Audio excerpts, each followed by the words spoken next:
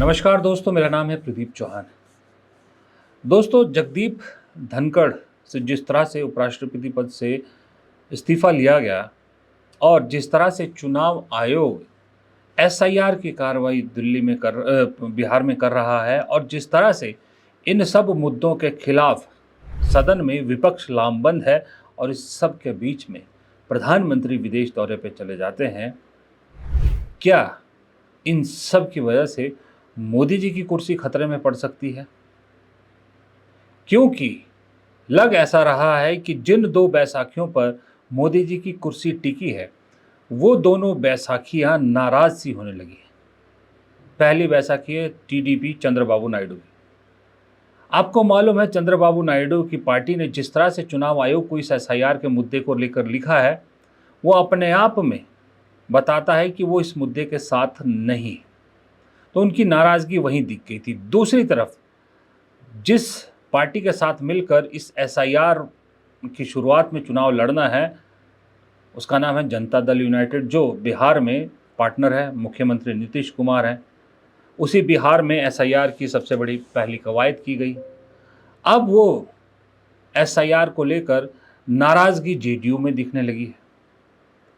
JDU के सांसद वो कहते हैं कि जेडीयू के सांसद कह रहे हैं कि जो चुनाव आयोग है उससे कुछ नहीं मालूम, ज़मीनी हकीकत से दूर दूर तक वाकिफ नहीं है कि बिहार में क्या ज़मीनी हकीकत है, और वो एसआईआर करने चली है। दूसरी तरफ वही सांसद जब सदन के अंदर जाता है तो सदन के अंदर सरेआम अपनी सरकार की धज्जियां उड़ाता है और कहता है कि मोदी सरकार ने 11 साल में बिहार को एक भी रेल नहीं दी। जरा सुनिए। बिहार का भी बड़ी महत्वपूर्ण भूमिका है एनडीए सरकार लाने में।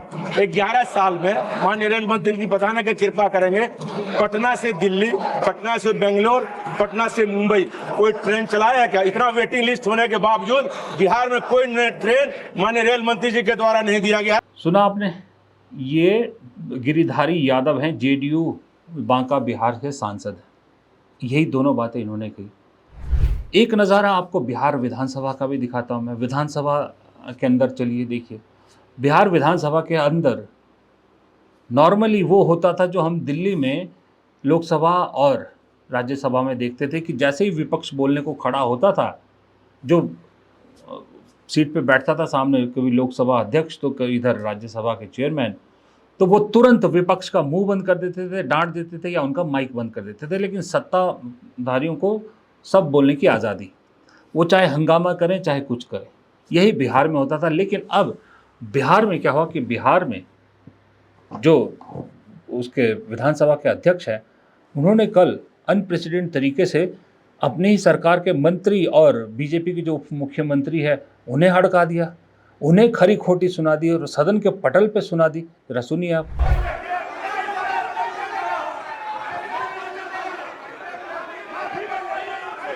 अरे निर्णय हम करेंगे, आप करिएगा, हम करेंगे, आप करिएगा। बोलिए, बैठिए, बैठिए आप पहले बैठिए, आप बैठिए मंत्री महोदय, बैठिए कि नहीं बैठिएगा? बैठिए, ये हम निर्णय करेंगे, आप करिएगा, हम निर्णय करेंगे, आप करिएगा। बैठिए।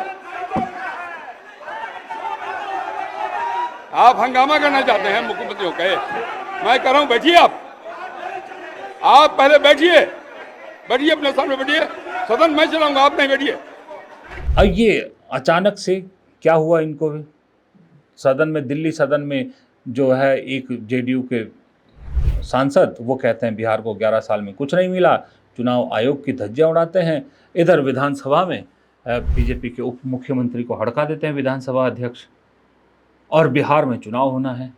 टीडीपी का मैंने आपको बता दिया, टीडीपी वैसे ही नाराज़ हुए बैठी है एसआईआर को लेकर।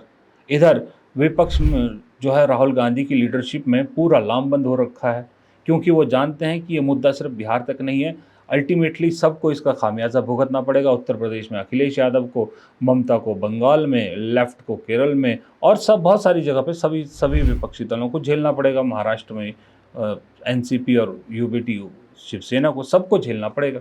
इसलिए सब मजबूरी में ही सही लामबंद है, कांग्रेस के साथ, राहुल गांधी के साथ लामबंद है।